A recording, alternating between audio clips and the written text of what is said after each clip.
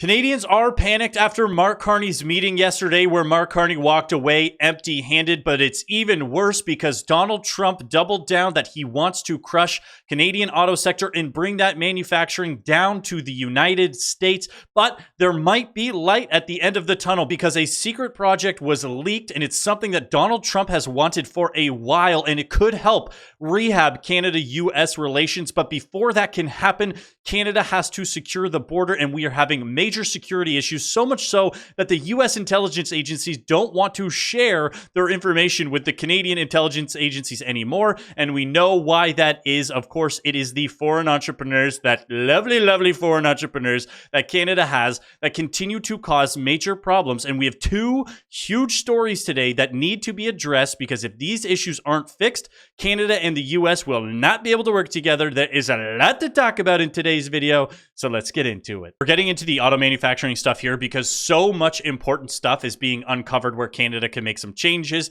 But shortly, we have a clip of Mark Carney admitting that, yes, the U.S. has all of the leverage when it comes to these trade negotiations. Julian Karagusian, former special advisor at the Ministry of Finance, joins us now. Julian, good morning. The Prime Minister returning today. How unusual is it for a Prime Minister to go to the White House, second visit in as many months, and return with nothing that we know of? It's actually unusual, but given the circumstances of the threat we're facing to our economic model is based in large part on selling a lot of stuff to the big neighbor next door. Given the nature of the threat, I think under these circumstances, it's normal to have regular visits. Unfortunately, nothing could be secured on this visit, and maybe that wasn't very surprising, actually. So here's the thing. He just said the quiet part out loud, that elbows up, liberals, the mainstream media up until now was refusing to admit the entire economic model is selling things to the United States, okay? That's an important thing to remember when we get into the discussion about these autos. Okay. Now, we know that Dominic LeBlanc is still there, furthering Canada's case. Is it anyone's guess now when or what kind of a deal we will get, especially after him saying last evening that he is optimistic, but optimistic based on what, you think? Well, I think if we think about a free trade zone like NAFTA or its successor CUSMA as a zone of no tariffs, I don't think it's sensible to be optimistic about going back to that. I don't think there's any going back to that in the current circumstances. I don't see a Democratic Party running against the Republicans in a couple of years, in 3 years, on a free trade ticket. So he just said an important part there. For one quick thing, if you guys saw Carney giggling like a little girl there, he was getting roasted on UK media. They were calling him like a schoolgirl and a cheerleader. It was very funny.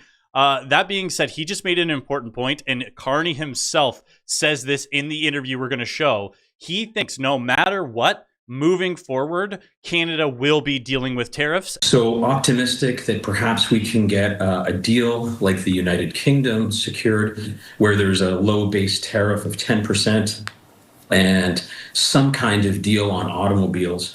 But I think one area... The automobile deal that they have with the UK, there's a huge caveat to that we will get into, because there's such a major difference between the UK autos and the Canada autos, which we will show. Or two areas where the Trump administration is going to keep digging their heels in. I don't think they're going to relent, is on automobiles and on steel. I do think we can get something on aluminum because the Americans don't really make a lot of aluminum.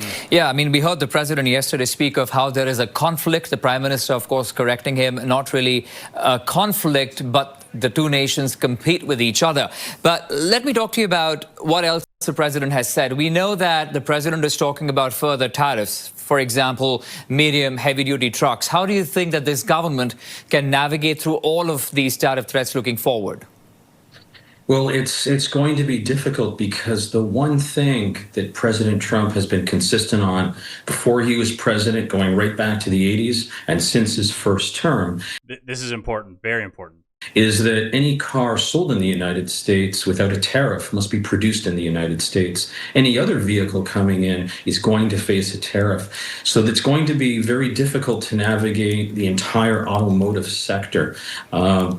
So we saw that the United Kingdom, a very, very close ally of the United States, was able to secure something called the tariff quota rate, where they have 100,000 vehicles coming in at a 10% tariff. And then any vehicle after that, any automobile after that is subject to a 27.5% tariff. Here's why there is a difference, and this is why it needs to be addressed, and this is why nuance is so important, because the UK is getting tariff relief and these quotas and these negotiated on UK branded vehicles.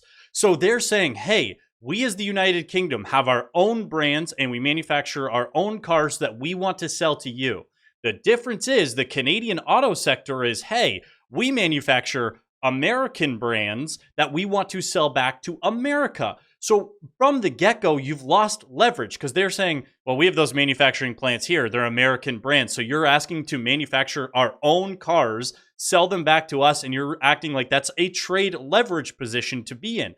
That's an American brand that you're trying to sell to us. We want to manufacture those. In the UK, they have created a product that otherwise would not exist in the US. Obviously, you know, you can make the argument of, oh, well, that's the same type of car as this and blah, blah, blah. But the fact is, those are UK exclusive brands, domestic to the UK, that are being manufactured there and then sent to the US. So that is a massive fundamental difference when it comes to the trade negotiations on the tariffs. And why? And he says there, which was really important, Donald Trump has wanted American companies to manufacture American cars inside of the US since the 1980s. This isn't some flippant thing that he's just bringing up now. His goal for quite a while has been to bring back manufacturing to the US.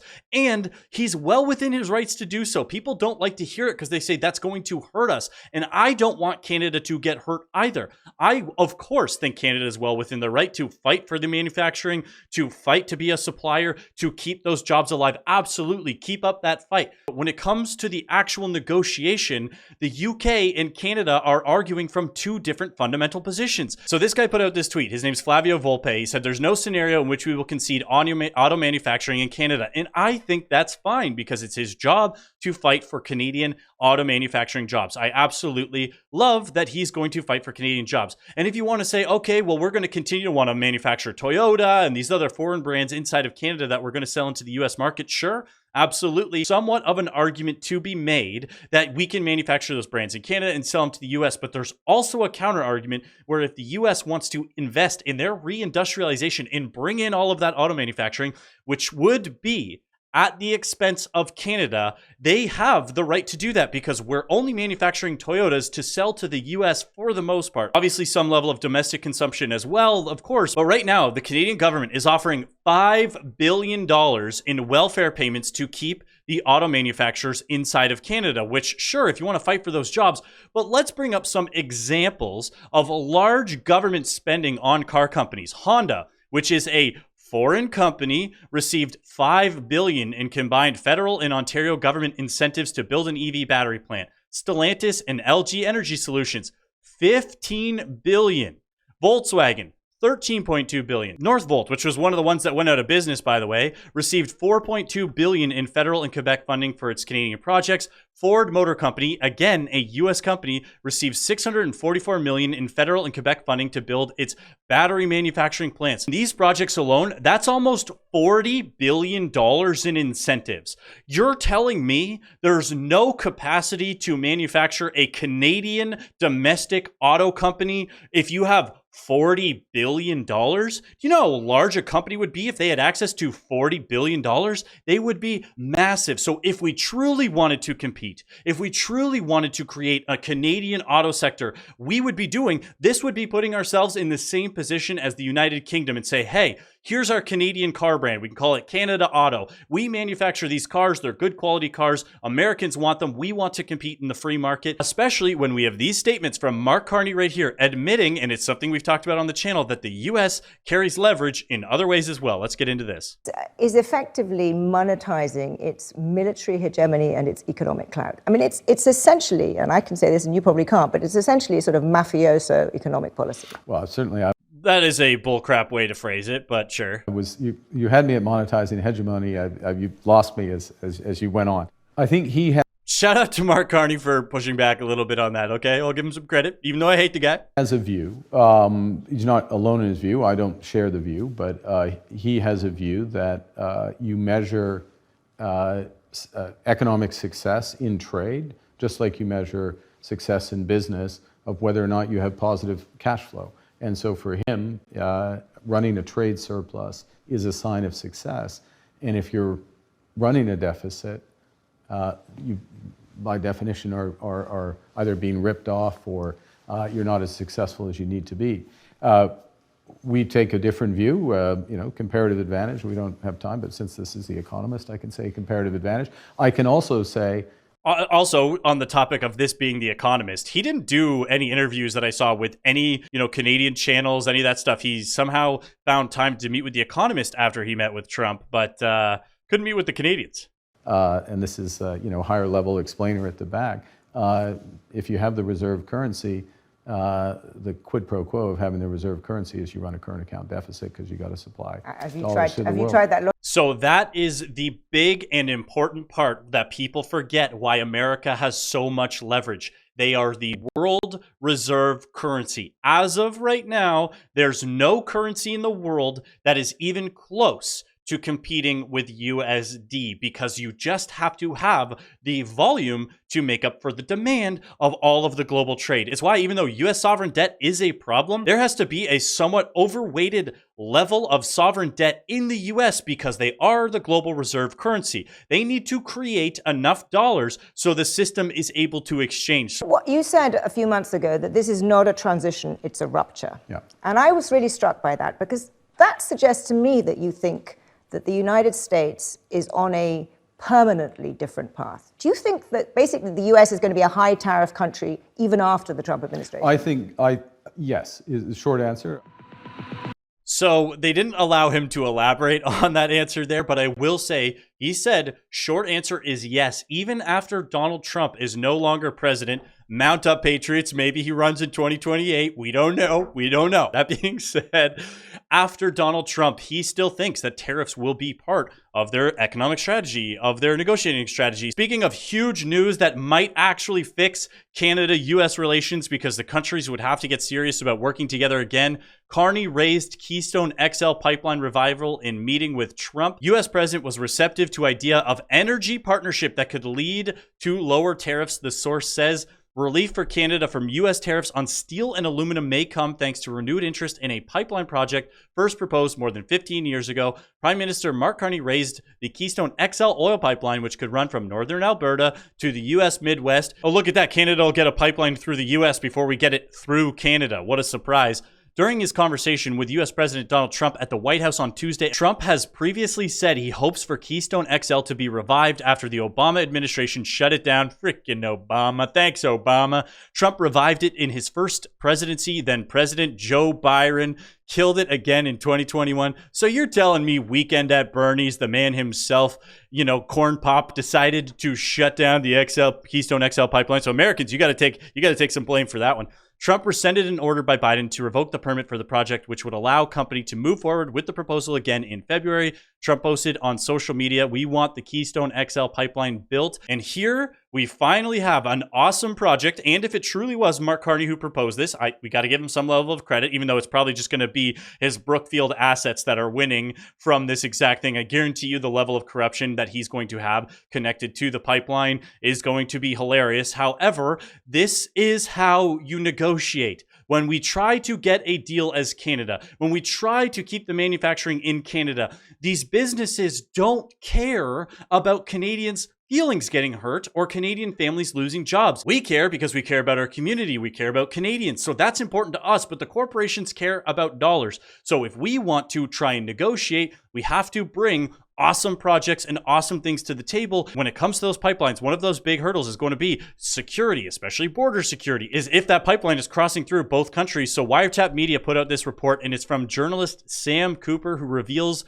the the Committee of U.S. Intelligence is no longer comfortable sharing intel with Canadian counterparts because certain individuals inside the RCMP have been linked to corruption and the government is doing nothing about it. So basically, as we know, the Canadian government is lack on our security, it's slacking on our crime, it's actually promoting crime, and you'll see why in a second. We're surprised when the U.S. pushes back and says, hey, we don't trust Canada's security agencies, we don't trust the background checks and you guys cracking down on corruption and all of these things, that even within the RCMP, we have people who are being accused of corruption. And maybe it's because we continue to get stories like this. The criminals who get past Canadian visa screening with ease, a registered blank offender who impregnated his niece, yes, you heard that right, got a visitor's visa by not disclosing his criminal record. There are many such cases, and this article is horrible when you break down everything about what this guy got away with, how he's in Canada, and he still has not been deported because our laws are so weak when it comes to the lovely foreign entrepreneurs we got to take in.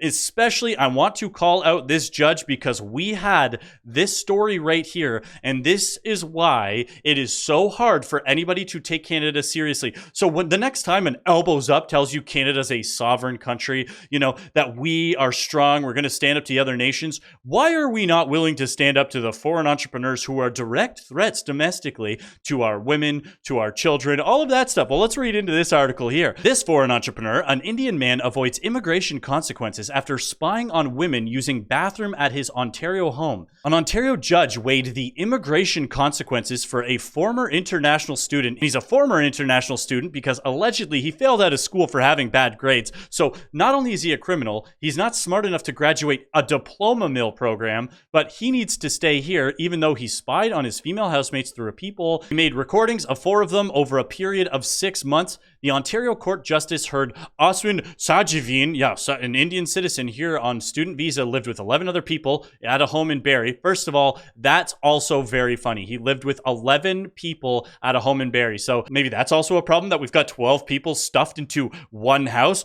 Oh, what a surprise. I wonder who owns the house, and I wonder if his roommates are foreign entrepreneurs as well. The 20-year-old pleaded guilty to 4 counts. Here's what the judge said. I accept and have considered that there may be serious collateral immigration consequences for Mr. Sajivin because of his criminal conduct. And so what he did is instead, he specifically manipulated the sentence so that it didn't impact this guy's immigration status. So keep in mind, and I'm going to call this judge by name because in my personal opinion, what this judge did was a security threat to Canadians and Canada. And his name is Craig A. Brannigan. And yes, if you're curious, he does work for a lot of nonprofits on the side. So you wonder why this judge found it prudent, found it appropriate that an immigrant from India who just committed a ton of crimes, who failed out of being an international student, he's only here to be a student and he failed at that, then committed crimes. And this judge said, you know what? We got to bring you into Canada. Thanks, Justice Craig A. Brannigan. And then we wonder why the U.S. won't take us serious when it comes to our security issues, our sovereignty, trade negotiations, all of these things. And it all stems, in my personal opinion, Canada's unwillingness to close the borders, have secure borders. We need remigration now. We need to get people out of here who should not be here, including this gentleman mentioned in the article. And I also think we need to start having a legal process to hold these judges accountable. So maybe somebody in the government could push forward a bill so that these people, if they are bending the rules, will be held legally accountable through the justice system. But until then, we need to find ways for Canada to get more competitive, and perhaps Canada starting our own car brands so that we can compete globally with our own manufactured product, give us extra trade leverage, extra arguments when it comes to the trade negotiations, other than why are you trying to hurt us, especially when we just saw in the last few years alone, Canada has offered $40 billion to foreign auto manufacturers. We need a deal done with the US, or we need to become the 51st state, because evidently our government cannot find out the right things to do to protect Canadians and the nation of Canada. And that's a whole separate video there. But if you made it this far in the video, you absolutely rock. Don't forget to like and subscribe. We're trying to get these videos out in front of more people. We are trying to grow the channel. If you want to support the channel, you can do it through the link down below. You can also do it through YouTube directly. Thank you, and have a great rest of your day.